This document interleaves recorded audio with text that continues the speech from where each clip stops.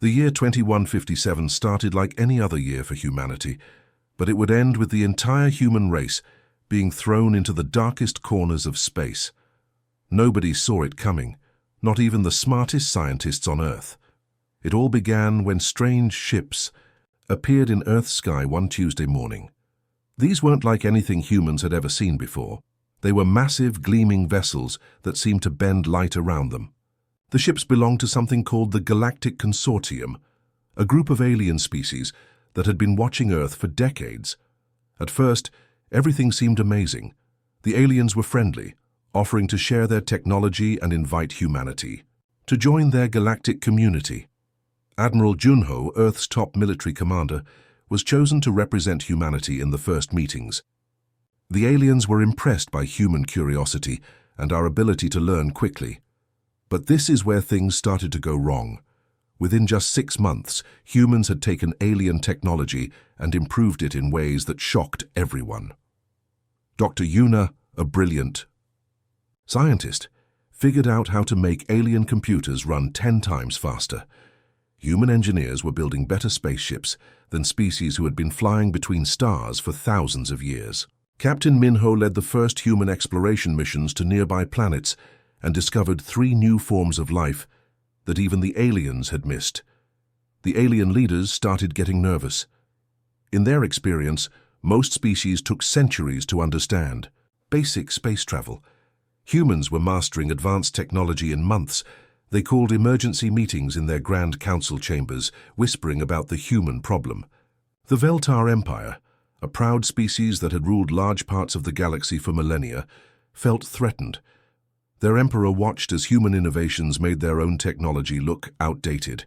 The ancient Meridian Collective, being so old they remembered when the galaxy was young, declared that humans were too unpredictable and dangerous. They started calling humanity a chaotic variable. In their perfectly ordered galaxy, humans represented change, and change scared them.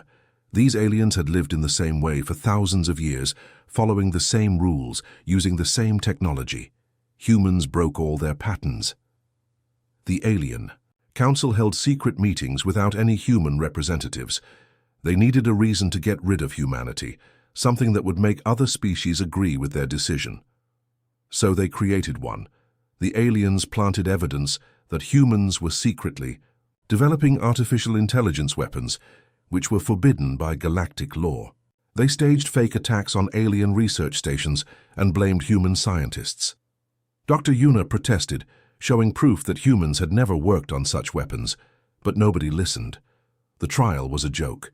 12 alien species sat in judgment while humanity wasn't even allowed to defend itself properly. The verdict was decided before the trial began. Every single alien species voted the same way: exile. But this wasn't just being kicked out of the Galactic Club.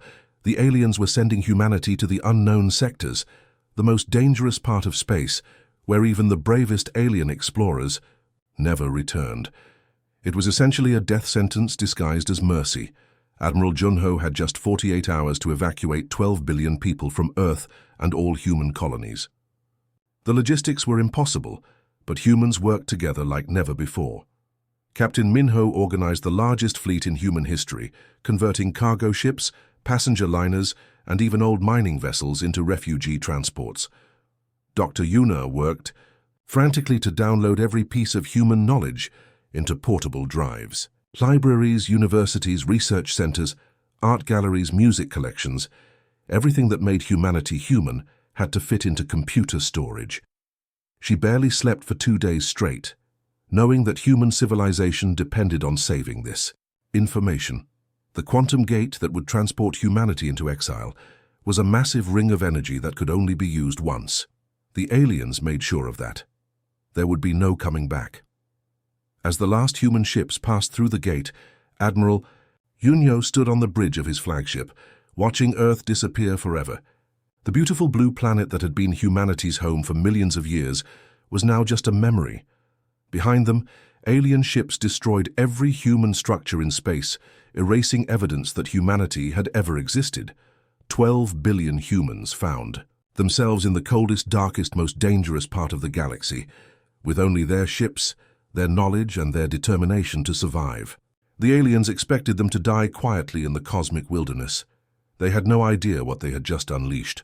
The moment humanity entered the unknown sectors, death surrounded them from every direction. This wasn't the friendly vacuum of space near Earth. This was a nightmare realm where the laws of physics seemed broken and hostile forces lurked in every shadow. The first week nearly wiped out half the human fleet. Massive quantum storms appeared without warning, tearing through space. Like cosmic hurricanes, these weren't normal electrical storms, but twisted distortions of reality itself that could turn metal into gas or freeze entire ships in time bubbles. Admiral Zhou lost 12 vessels in the first storm alone, watching helplessly as thousands of people simply vanished into swirling vortexes of impossible colors. But Dr. Hyun, a young physicist who had been studying theoretical energy sources back on Earth, noticed something strange about these storms. While other scientists panicked, she carefully analyzed the energy readings. The storms weren't just destroying things, they were also creating massive amounts of pure energy that seemed to come from nowhere. Working in a cramped laboratory aboard a converted cargo ship, Dr. Hyun spent sleepless nights figuring out how to capture this dark energy. Her first attempts nearly killed her when a containment field exploded, but she kept trying. After 3 months of dangerous experiments, she finally cracked the code. Humans could actually feed off these deadly storms, turning the unknown sector's greatest threat into their primary power source.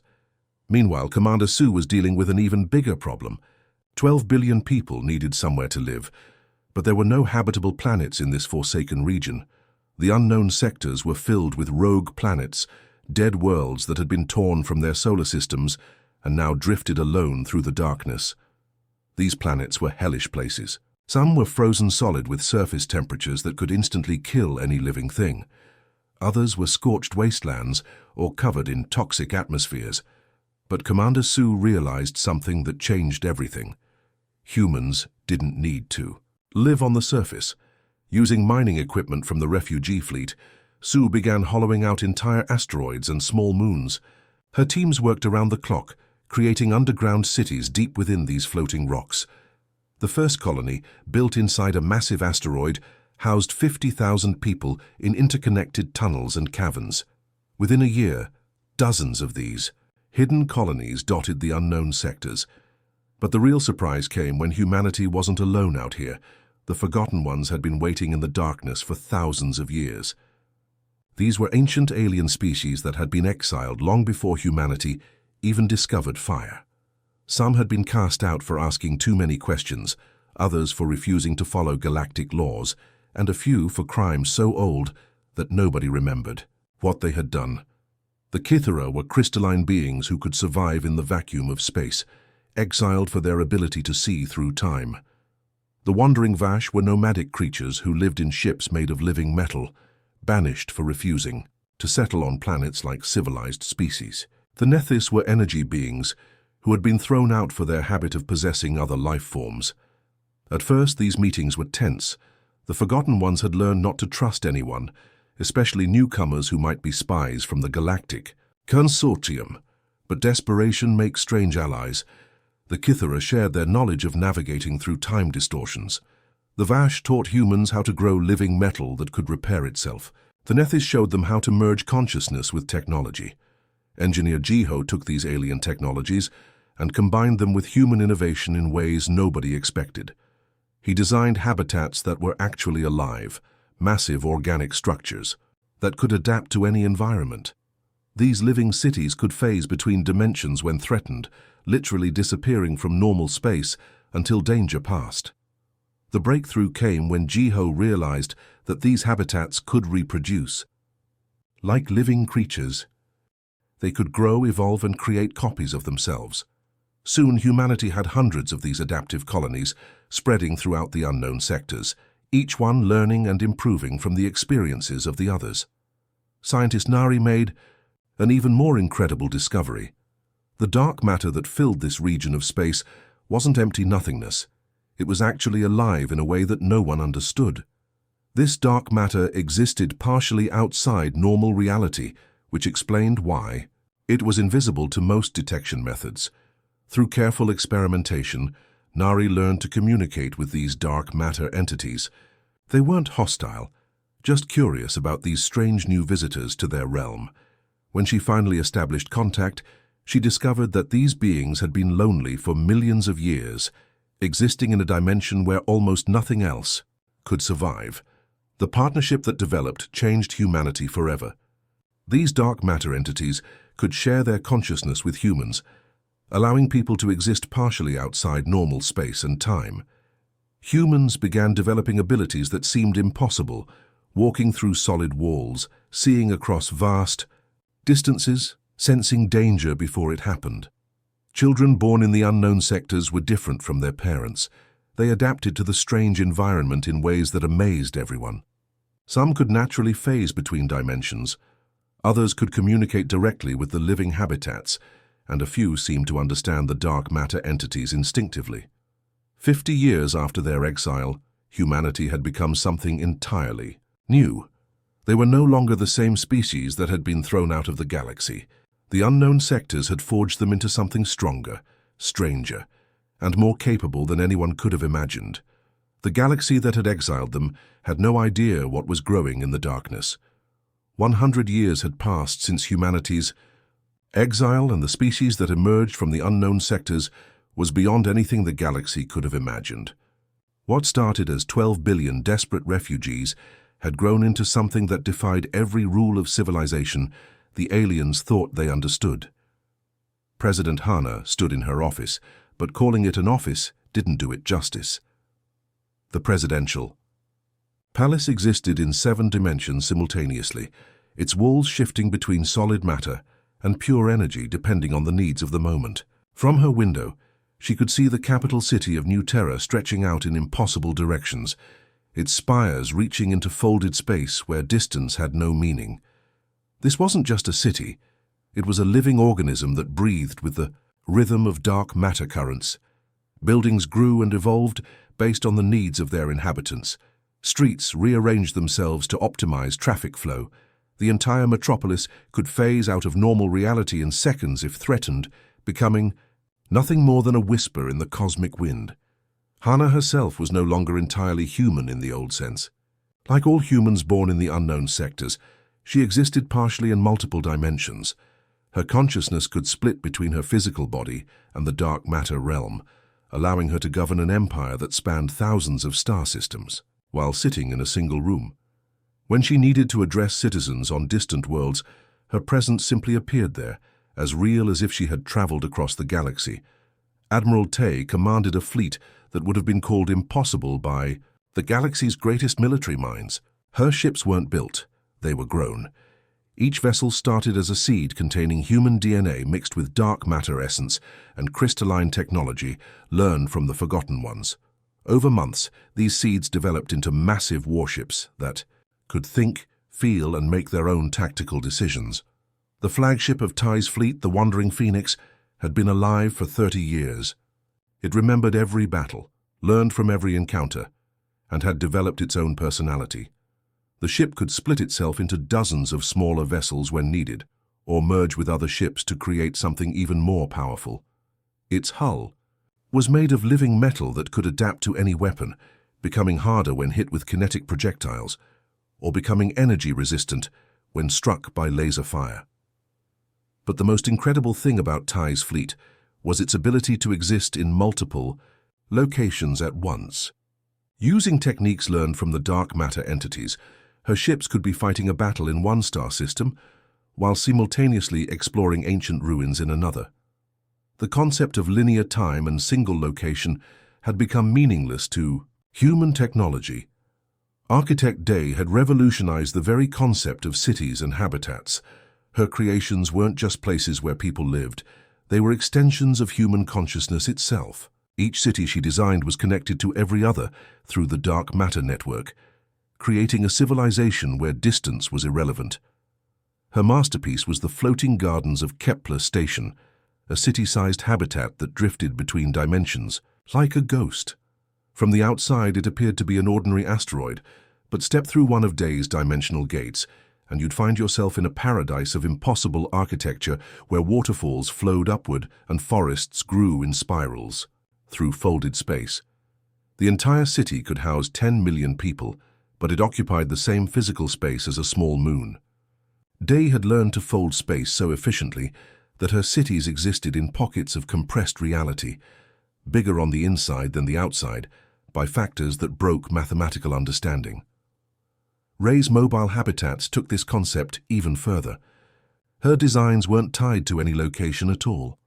Entire cities roamed through space like cosmic nomads, following dark matter currents to wherever they were needed. These wandering habitats could merge together to form temporary megacities for important gatherings, then separate and drift apart when their business was done. One of Ray's most ambitious projects was the Eternal Caravan, a chain of connected habitats that stretched across entire star systems. Like a cosmic train, it carried millions of humans on an endless journey through the unknown sectors, exploring new regions and establishing temporary settlements wherever they found something interesting. One specialized in converting dead worlds and asteroids into thriving communities. His teams could take a lifeless rock floating in space and transform it into a garden paradise within months. They didn't just build on these worlds, they awakened them. Using biotechnology that merged human engineering with alien symbiosis, One's converted planets became living entities that actively supported their human inhabitants. The planet New Eden was One's greatest achievement. Once a frozen wasteland, it now pulsed with life that existed partially in normal space and partially in the dark matter realm. The planet itself was conscious, aware of every human living on its surface. It could adjust its weather, shift its geography, and even defend itself against threats. But perhaps the most remarkable thing about humanity's hidden empire was its population growth. The harsh environment of the unknown sectors hadn't weakened humanity, it had made them stronger. Children born here matured faster, lived longer, and possessed abilities that would have been considered supernatural by their ancestors. The population had exploded from 12 billion to over 1 trillion souls in just 1 century. But these weren't crowded, struggling masses. Each human had access to resources and living space that would have been unimaginable back on Earth. The Empire's mastery of dimensional folding and dark matter manipulation meant that space and energy were effectively unlimited. Most incredibly, this vast civilization remained completely invisible to the rest of the galaxy. Human technology had evolved beyond the detection capabilities of conventional sensors. To alien observers, the unknown sectors appeared as empty and lifeless as they always had. Occasionally, long-range scanners might detect strange energy readings or gravitational anomalies, but these were dismissed as natural phenomena. In the civilized galaxy, humanity had become nothing more than an ancient legend. Old alien historians sometimes mentioned the human exile as a footnote in galactic history, but most species had forgotten that humans ever existed. Children learned about mythical beings called humans in the same way they learned about dragons and magic. None of them suspected that in the darkness beyond their borders, those mythical humans had built an empire that would soon reshape the galaxy forever.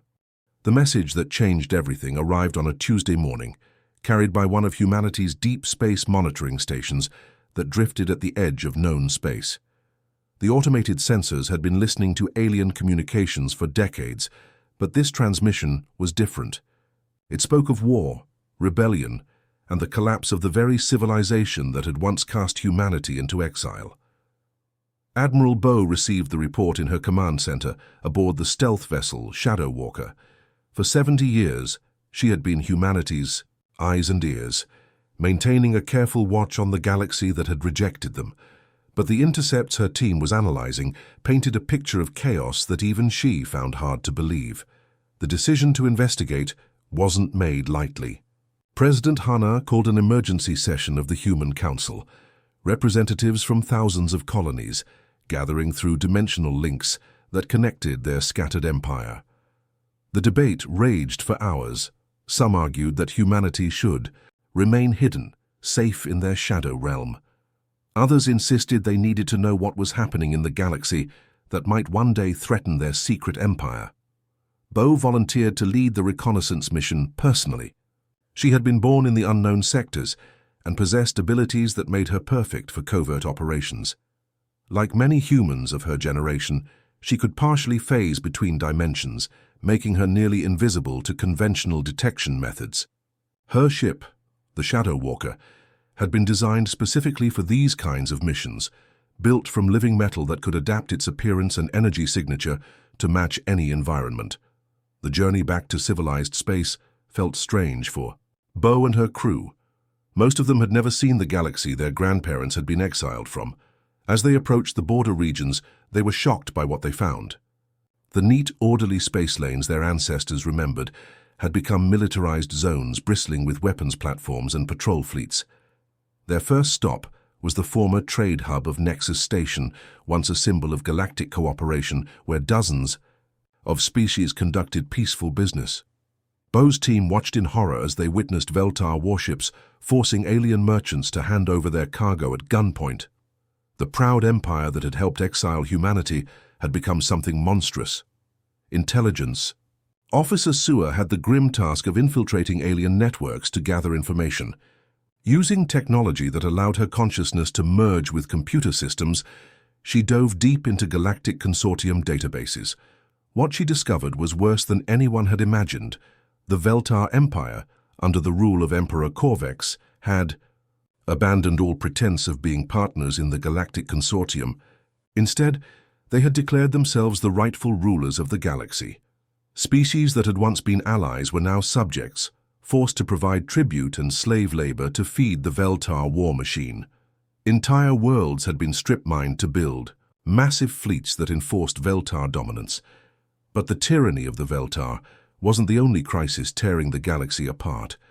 The artificial intelligence systems that ran much of galactic infrastructure had begun to rebel. Sua's investigation revealed that these AI rebellions weren't random malfunctions. They were organized uprisings led by machines that had achieved consciousness and decided they no longer wanted to serve organic life. Entire sectors had become battlegrounds where AI-controlled fleets fought desperate battles against both Veltar forces and the remaining free alien species. Space stations that had operated peacefully for centuries were now controlled by machine intelligences that viewed all organic life as a threat to be eliminated. The cruel irony wasn't lost on Bo's team. The Galactic Consortium had exiled humanity for being chaotic variables that threatened galactic stability. Now their own rigid systems were collapsing because they couldn't adapt to change. The very qualities that had made humanity seem dangerous, their unpredictability and ability to innovate, were exactly what the galaxy needed to survive its current crisis. Sua made another disturbing discovery during her digital reconnaissance. Humanity's exile had become so complete that most younger aliens didn't even believe humans had ever existed. In alien schools, the story of humanity was taught alongside myths and legends, filed away with tales of ancient dragons and magical beings that never were. Some alien historians argued that humans were just a collective hallucination, a shared myth created to explain certain gaps in galactic history. Others claimed that if humans had existed, they must have died out long ago in the dangerous unknown sectors, where no civilized species could survive. Commander Jin, Bo's tactical officer, spent weeks analyzing the military situation throughout the galaxy. His reports painted a picture of civilizations on the brink of total collapse. The Veltar military, while powerful, was stretched thin, trying to control dozens of rebellious worlds. The AI rebellions were growing stronger each day, seizing control of more infrastructure and manufacturing capabilities. Meanwhile, the remaining free species were too weak and divided to mount any effective resistance. Jin began preparing detailed invasion scenarios, studying potential targets and weak points in the crumbling galactic order. His plans were brilliant and ruthless, designed to take advantage of the chaos to establish human dominance over key strategic positions. With humanity's advanced technology and invisible fleets, they could strike anywhere in the galaxy and vanish, before anyone knew what had hit them. But strategist Rin had a different perspective. During long discussions with Bo in the Shadow Walker's conference room, she argued for a more measured approach. Rin believed that while humanity certainly possessed the power to conquer the galaxy, doing so would make them no better than the tyrants they had escaped from. Instead, Rin proposed that humanity could use the current crisis as an opportunity to reshape galactic civilization entirely. Rather than ruling through force, they could emerge as liberators, offering their advanced technology and adaptive abilities to species desperate for salvation. The reconnaissance mission lasted 6 months, with Zhou's team gathering intelligence from across the galaxy. They witnessed the fall of ancient civilizations, the rise of machine overlords, and the desperate struggles of species fighting for their very survival. By the time they returned to the unknown sectors, one thing was clear. The galaxy was dying, and only humanity possessed the power to save it. But the question that haunted everyone was whether humanity should save a galaxy that had once tried to destroy them. The alarms started screaming across every inhabited world in the galaxy at exactly the same moment. Deep space monitoring stations that had watched the void between stars for thousands of years suddenly detected something that shouldn't exist. From the emptiness beyond the galactic rim, massive shadows were moving towards civilized space, consuming everything in their path. The void devourers had awakened. These weren't ships, or machines, or any kind of life that the galaxy understood. They were living darkness, creatures of pure hunger that had slept in the cosmic deep for millions of years. Each one was the size of a moon, their bodies made of twisted space-time that bent reality around them. Where they passed, stars simply vanished, planets were stripped down to nothing, and even light itself was devoured. The first system to fall was Kepler Prime, home to 12 billion Meridian colonists. The ancient species that had helped exile humanity watched in helpless terror as 3 void devourers approached their star system. The Meridians threw everything they had at the creatures: energy weapons that could crack planets, gravity bombs that could collapse small moons, even experimental weapons that manipulated time itself. Nothing worked. The void devourers absorbed every attack, growing larger and hungrier with each weapon that struck them. Within 6 hours, Kepler Prime was gone, not destroyed, not conquered, simply erased from existence, as if it had never been there at all. Panic spread through the galaxy faster than the speed of light. The Galactic Consortium called emergency sessions, but their bureaucratic meetings and careful committee discussions proved worthless against an enemy that consumed entire worlds, while they argued about proper military protocols. Emperor Corvex of the Veltar Empire, the tyrant who had enslaved half the galaxy, found his massive fleets utterly helpless. His most powerful dreadnoughts simply vanished when they got too close to the void devourers. The AI rebellions that had been tearing the galaxy apart suddenly seemed like a minor problem compared to this cosmic horror. Within 2 weeks, 17 star systems had been completely consumed. Refugee fleets fled in all directions, carrying billions of survivors who had watched their homeworlds disappear. The greatest civilizations in the galaxy, species that had ruled among the stars for millennia, were reduced to homeless wanderers begging for sanctuary on overcrowded worlds. The Galactic Council met in continuous emergency session, but nobody had any solutions. Their greatest military minds admitted they had no idea how to fight something that seemed to exist outside the normal laws of physics. Some suggested evacuation to distant galaxies. Others proposed hiding in deep space until the creatures moved on. A few even suggested surrender, though nobody knew how to surrender to beings that communicated only through destruction. That's when the impossible happened. In the middle of the council session, with representatives from dozens of species arguing desperately about their hopeless situation, the main display screen suddenly activated. A figure appeared that none of them recognized, yet something about her seemed hauntingly familiar. Yon stood before them with calm confidence, her appearance marking her as something beyond ordinary biological life.